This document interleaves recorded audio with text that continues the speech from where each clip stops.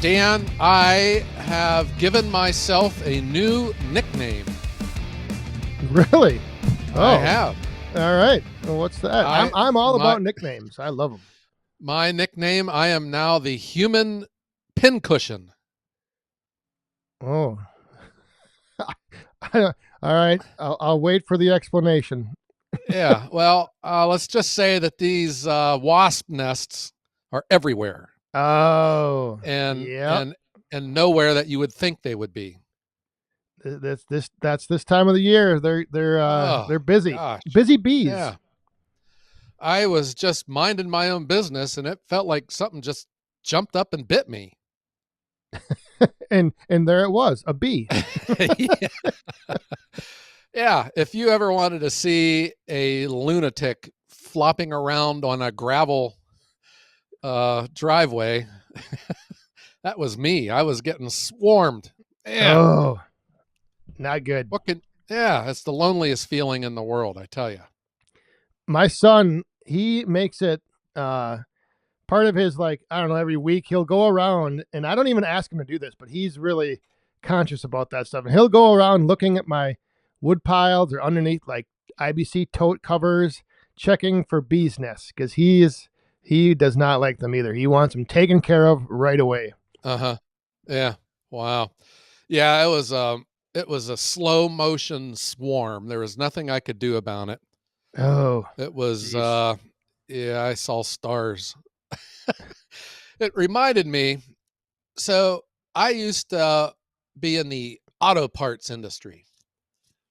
And the store that my office was in, on our Mondays, we had to work on the sales floor. It's just part of the company culture. There was always in the summertime, there was this crew of guys would come in and they would buy like a case of carburetor cleaner. And I'd always sell it to them. They'd get their coffee next door at the convenience store. They'd buy their case of carburetor cleaner.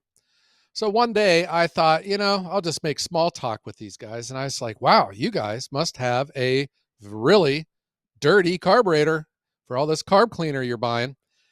And they says, oh no, they said, we are painters and this is the cheapest wasp and hornet killer you can buy. He says, you take that little red stick nozzle and you stick it in the end of it and this stuff shoots a mile and it kills them real good. So after my experience, I went down to the auto parts store and bought me some carb cleaner. And if these wasps had a dirty carburetor yesterday, they don't have one now. I'll say that. I clean their carbs, boy. You clean their carbs. Yeah. Whew, boy. It when I just think of my stings, my hairs stand on end. Are you allergic at all or anything? Do you have a reaction? I don't think I am, but I don't know. They're swelling up and they're hot. You could feel the heat coming off of I got one on my tricep.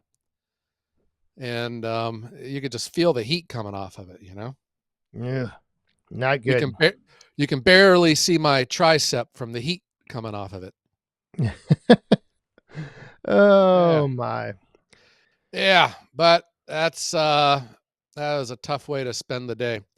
But Dan, there is some sad news, and let's get this out there right now. And yes, I don't think we're probably the first ones to mention this because this happened, I guess, a day ago. When was it? Yeah. Yep. Yeah. 2 days ago. Yeah. We just found out yesterday. And the sad news is, for those of you that may or may not know, a fellow woodhound, fellow member of the firewood community, who also had a YouTube channel, Larry and Robin, Outdoors with Larry and Robin. Larry unfortunately passed away the other night, and he is no longer with us. Oh my gosh, that's awful. Both him and Robin. When I think of one, I think of both of them. Yep, exactly. They were the dynamic duo. They were such nice, kind-hearted, giving people. Yes, they were. Yeah, very much so. Yeah, and oh, I know Larry was having some health problems, and they quit putting out videos, and that felt like a loss just with that. But now, with Larry passing and stuff, I just my heart breaks for Robin and all their family. Yes. So our deepest condolences to the family, and I agree. It was almost like back when they stopped creating content. It kind of like that we felt that because that was felt like a loss, and now there's Yeah, this. yeah, Yeah, totally agree. I think they began their channel just as a way to keep their kids updated on their lives, I guess. I think so. When Yeah. Yeah, I think that was it, and they were just fun. They were like the Oh, kind of people you feel like you're just hanging out with, you know? yep. Yeah. I was fortunate enough to meet him a few times at different events, and every time I never talking with Larry, you never left without a smile on your face. I mean, it was Yeah, always just a great time, pleasant conversation, and just fun to be around. I totally agree. So everyone out there in the Woodhound community, let's send Robin and the family condolences, and it's just going to be weird going forward, Dan. Yes, it is. So Not the same. yeah. So again, unfortunately, just wanted to pass along that sad news, and for those of you that may or may not have heard, but again, our well wishes and condolences go out to the Hoddle family, Robin, and the rest of her family. And I'll probably mention this again coming up this Friday night on my live stream for those that may or may not have heard the podcast. So, if you may have seen other videos about this, so just we just wanted to pass along this message. Yeah, and so your live stream, that's a Friday tradition in the Woodhound community. Yes, And you, Dan, have a milestone that's upcoming. Is that right? that is correct. The 300th consecutive Friday night live. Oh wow, 300. That's a big number. Yes.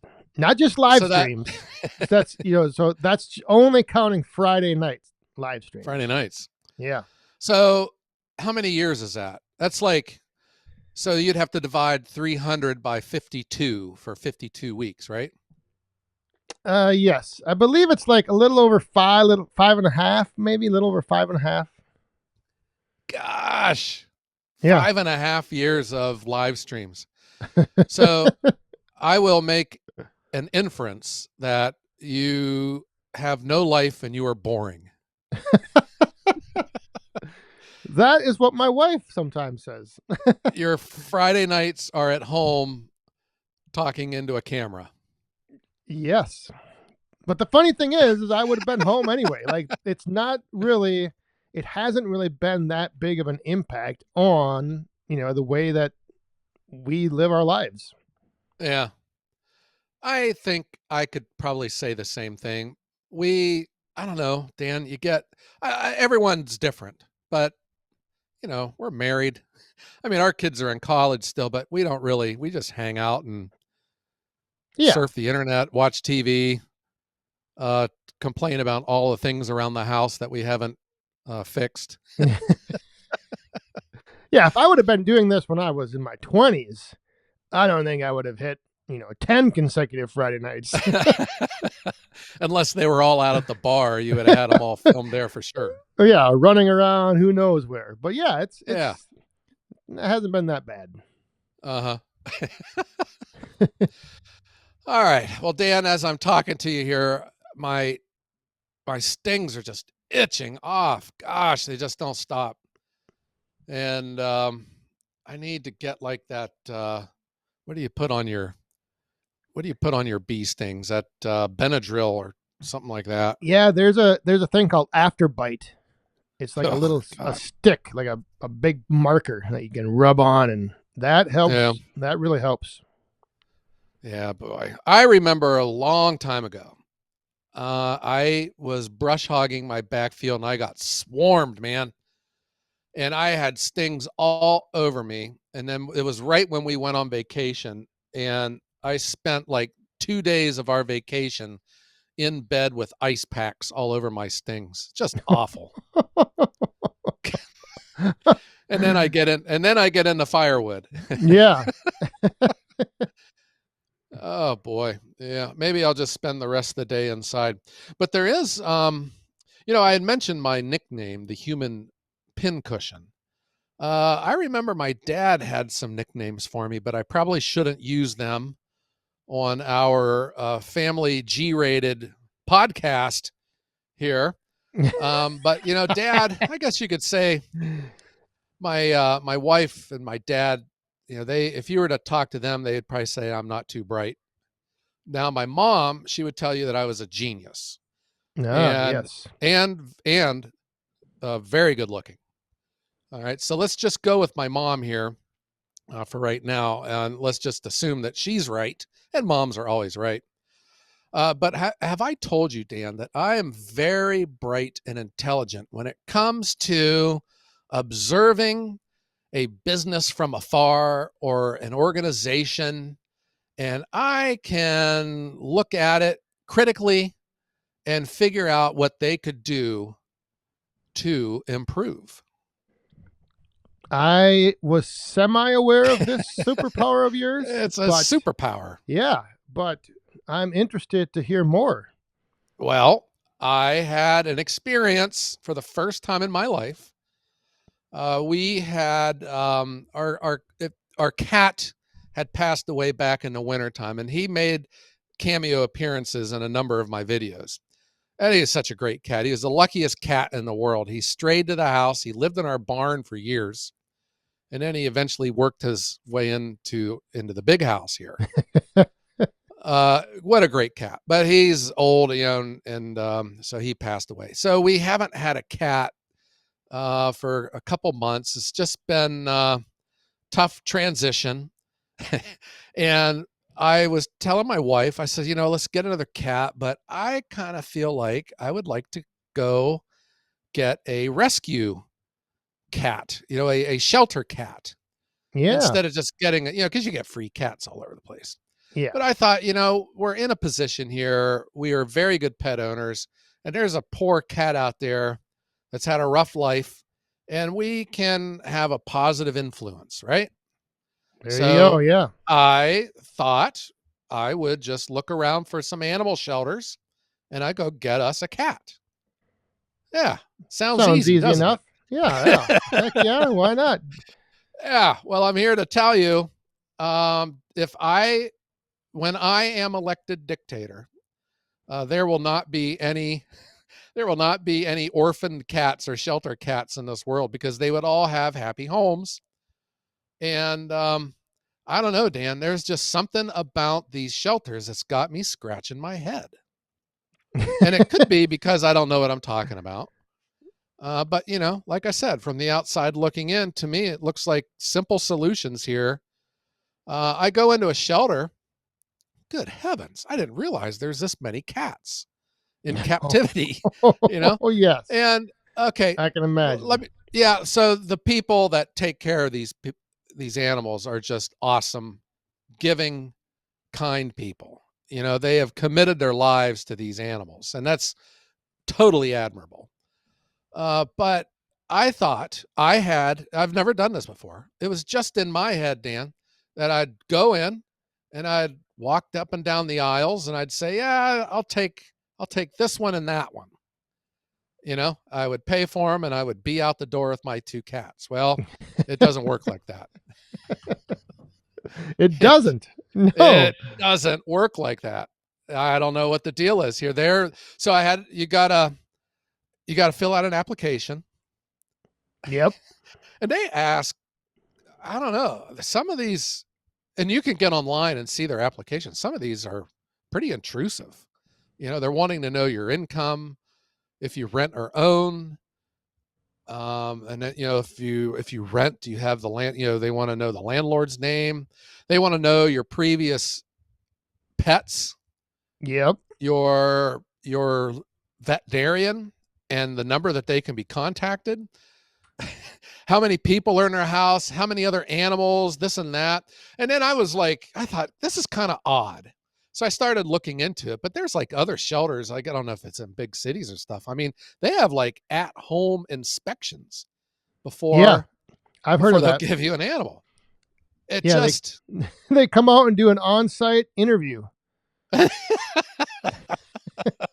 gosh. Yeah, I was yeah. So it was a rude awakening for me. Now everyone's nice, but it just struck me as odd. And then I was thinking, well, why? What's with all this process? Why are they so, Heavy. why is it yeah, why is it so complicated? And I was like, well, there could be a rogue group of people out there that are I don't know what they're, harming these, they got to harm these animals, but the only way that they can do it is taking them out of a shelter where you got to pay for them. Doesn't seem right. Or Yeah. like, it just seems to me, unless you come walking in with like a fork and a knife in each hand and a bib, like, I would say give the guy a cat so they can all get on their way and start having an enjoyable life. But no, it's not like that. Not at all. Yeah, you would think that they would be in the position to want to find homes for these animals, and you would be able to walk in, say, I like this cat, and they scan a barcode on his collar, you pay the money, and you're out the door. Yes. Yes. And that to me is when I was thinking, I was like, good heavens, look at all these cats that they got here. But then it took me, I don't know, a few minutes, of looking around and talking and asking questions. And I started figuring, okay, now I see why. There's a lot of cats in here. So we have never been into a shelter before. Never. And that's why I think it was like culture shock. So I don't know what goes on in these, in these shelters with like regulations or if the government's involved and stuff, but oh man, are there like government regulations in these shelters? You think? I don't know. I have no idea. Yeah, I mean, we just made it easy to drive poison trains through my valley here. Why can't it be easier to buy a cat To out of get a a cat cat. shelter? Right. Yeah, yeah, it was that was an eye opener to me. It makes me wonder about, how like if you're part of an organization and you just go with it, here we are in our pink kayak again, going down river. You Uh-oh. get down, yeah, you get down river and it's just the way it is. And then things, there's like little variations, but you build upon what you've already got. And now the final product is, 4 different forms to be filled out, multiple interviews, a 3-step, you got to visit with the animal. And then like I had said, well, I kind of like this cat and I kind of like that cat. And they were like, well, that these 2 cats would not be compatible because this cat doesn't like other cats. And this cat here is needy. It's like, well, so now it's just, gosh, yeah, Yeah, it's needy of a home, and I want to give it it's one. needy of a hole. Yeah. I'm not saying, all these cats, they're well cared for, they're fed, but you know what? I think they would kind of like to get out of that place. I believe And it. yeah, it's not easy. So it made me think, well, if it is difficult to get a cat, how how many people out there who would get a cat out of a shelter, but they just don't even bother because of the the hassle, the process, you know? Yeah. I have no idea. I'm wondering if it's that way. I mean, I understand there needs to be some type of rules, regulations. You don't want to just be giving cats to anyone and everyone. But at the same time, yeah, how many people go in there, start the process, but then just back out because it becomes too overwhelming, Yeah. too heavy. Just yeah, no thanks. Uh-huh. Yeah, well, it made me self-reflect too. With like my firewood business, with do you make things that uninviting or that complicated to where people just don't even bother with you? Are there other businesses out there that are like that, that are just so, I told you the story. There was this barbecue place I used to go to, and they would the kitchen, there was like the counter, and then behind the person ringing you up was like a counter where they would set the food on top of it for the person to grab it and turn around and give it to you. And they had the scale on top of it, and the guy would set his plate on top with like the burger or the barbecue on a bun, and then he would set it on the scale, and then he would get his tongs and he would pull like a flake of the meat off of it so that the scale would read properly. And you're sitting there, you're standing there like as a customer looking at that, and you're like, well, this is weird, Yeah, versus make a sandwich and give it to the guy. Why are what is the deal with complicating things?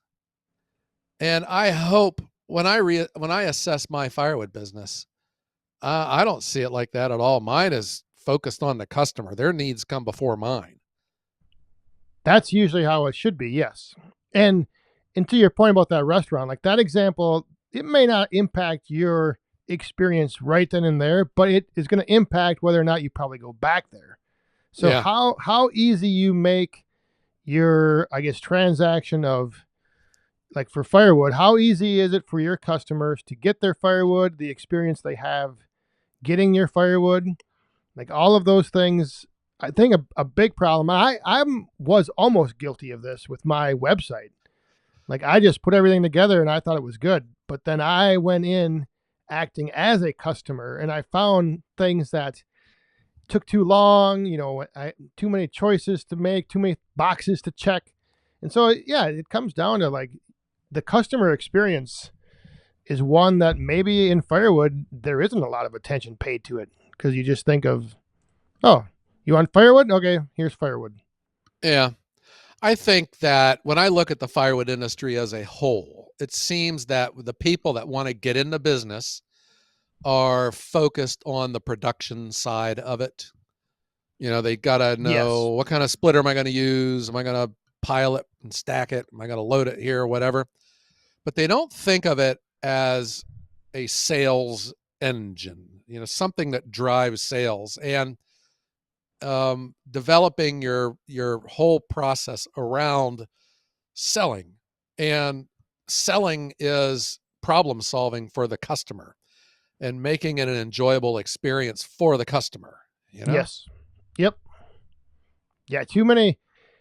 If I have to see one more post on social media about someone thinking about starting firewood, getting into firewood, and wondering which splitter is the best for them, it's like you're gonna have a split decision down the middle anyway. Everyone's gonna have their opinion. Like, you know, do your own research, but then yeah, what are you gonna be selling firewood?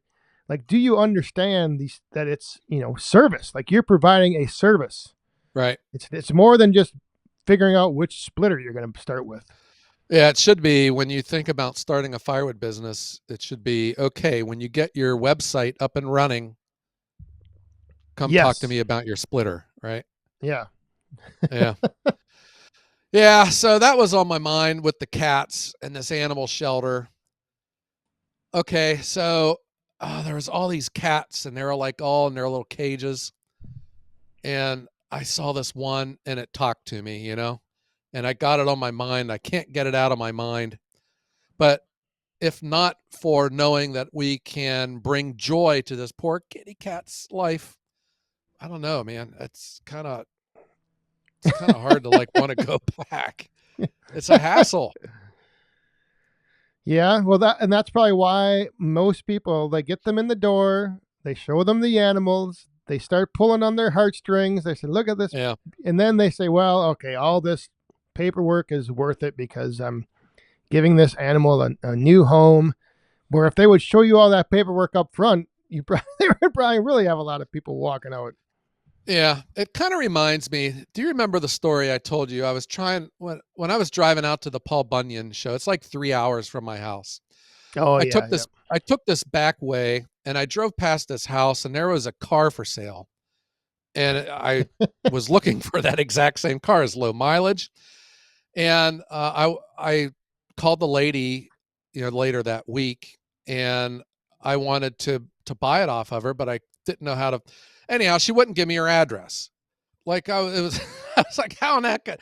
She said, well, you were at my house one time before. I was like, I can't remember where it was. I was thinking for her, like, here is a guy who lives 3 hours away, and he's willing to drive out into the middle of this lost country road in southeast Ohio to buy a car. Don't you think that he's probably serious and that he wants to buy the car? And then that same thing goes through my head with the animal shelter is, okay, a person here is willing to give you your price to buy a cat. So shouldn't that just be good enough? I don't think people that want to harm the cat or not, or are not in a position to care for it, wouldn't be dropping money down like that. And it's not cheap for a shelter cat, No. but it just seems like if that should be like, there's like, my friend owns a bar and he has a cover charge, and he says, really, the cover charge is just, it's just a way to keep all the bad people out because they don't want to Right. spend money to get into the bar. That's why he does a cover. So it just seems like that should be good enough, but evidently not. Maybe I'm just out to lunch and there's like all kinds of rules and stuff, but I don't know. To me, too much process, not enough uh, customer service. Too difficult to give people your money or get their cats. Uh huh. Well, yeah, that they would have two things solved. They would get money and Yeah. give lessen their population, open up more space for more to come in, and we can all have a Merry Christmas, huh? But I guess that's not the case. Not the case. Yeah, I know if I owned a cat shelter there, they would all be, we'd have them all placed. People would come in and buy a cat, and I'd have my one helper go out and sneak a couple extra in their trunk. So did you end up getting the cat then or not? No. No. I would call it in process. You should just, if you get like 4 or 5 cans of tuna, put them out in your barn and you'll have a stray cat next week. Just like, and then you can just repeat your whole process of what happened before. You just lure one in and eventually take it into your house. Well, that's how we've had our cats. They're pretty much all been strays. Yeah. Yeah. They just show up one day and the next thing you know, you have a cat.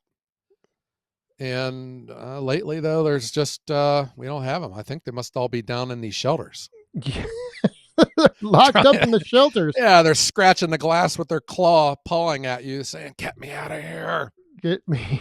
Yeah, it's like, look, it's like, look, kitty, I'm trying to, but I got to fill out this form. I got to fill out this form in triplicate, and I got to get my house inspected. Yeah. I got to get a letter from my old veterinarian." Yeah. Well, hopefully you will be able to update us sometime here soon in the near future on whether or not maybe you won't even be approved. Geez, you might go through all this and they'll deny you. Yeah, could you? Gosh, I don't even want to think about that right now. Did you put on the application, co-host of the #1 firewood podcast in the world? I should have. Yeah. Well, I better not, because I don't want them to listen to this episode. That's what I was going to ask if you did, because, whoa, they might be listening. Yeah, I know. No, there's like, I Googled, there's like 8 cat shelters in my area. So I've gone to a bunch of them, and just, everyone there, I'm just saying, the people that do this kind of work are very good people. It takes a special heart, a kind heart, to get involved in this kind of stuff. It does. My point is, if they put me in charge of that place, there would be some changes. there would be some changes. I'm here to tell you. And more people would be able to have a cat. Yeah. Probably. Yeah. Yeah, it's true. Yep. Yeah. That was like my last real job, before they wanted me to move to the Philippines. I told them, I said, if you're looking for someone to sit in this chair and do everything exactly the way it's always been done, don't hire me, because there's some changes, for the positive coming. And that's why I'm going to assume that you're going to hire someone like me to do this. So I'm not just one to sit back and look at something and go, okay, let's just do it like this. It's just like low hanging fruit. Holy cow. How many more? I will bet you money, they have forms to keep track of their forms that they have. That they have it. I hate forms. There's no paper in my business, There's everything's electronic. I mean, these restaurants that want like a paper invoice to get signed. Okay, different. But no forms, man. It's streamlined. It's customer focused. Here we go. Simple and easy. Yeah, Take my money. yeah. I'm gonna come up with another form now to sell this firewood. All right, Dan. That was just something that was on my mind. I'll keep you updated on my progress, but make sure you just turn in the correct form in triplicate. All right, I'll get that filled out and submitted, and yes, hopefully we will be able to have an update soon. Yeah, right. I'll keep you updated. All right, Dan. Well, let's tell everyone out there, thank you for tuning in and helping make the Woodhounds the #1 firewood podcast in the world. And you can find us on all major streaming services every Wednesday morning at 5 a.m. Eastern. We'll be back. Yeah. All right, Dan. Let's tell everyone out there to fill out your forms and turn them in triplicate. Triplicate. Triplicate. You got the white form, the red form, and the goldenrod form. Yeah. Yep. Okay. All right. And go ahead and have a great day.